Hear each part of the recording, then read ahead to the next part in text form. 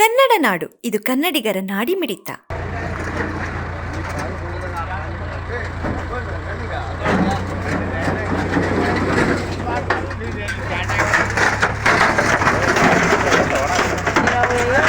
ಪರಸ್ಪರ ಡಿಕ್ಕಿ ಹೊಡೆದ ಟ್ರಾಕ್ಟರ್ ಮಿನಿ ಬಸ್.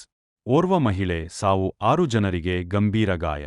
ಕುರುಗೋಡು ಪಟ್ಟಣದ ಹೊರವಲಯದ ಆಂಜನೇಯ ದೇವಸ್ಥಾನ ಬಳಿ ಘಟನೆ. ರತ್ನಮ್ಮ ಮೃತ ಮಹಿಳೆ ಗಂಭೀರವಾಗಿ ಗಾಯಗೊಂಡವರನ್ನು ಬಳ್ಳಾರಿ ವಿಮ್ಸ್ ಶಿಫ್ಟ್.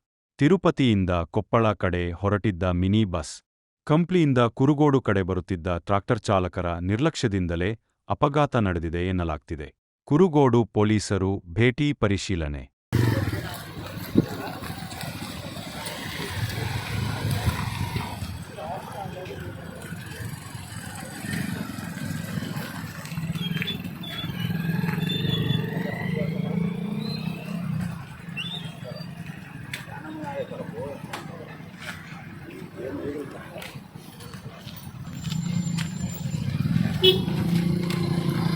ಸಮಗ್ರ ಸುದ್ದಿಗಳಿಗಾಗಿ ತಪ್ಪದೆ ನೋಡಿ ಕನ್ನಡ ನಾಡು ವಾಹಿನಿ.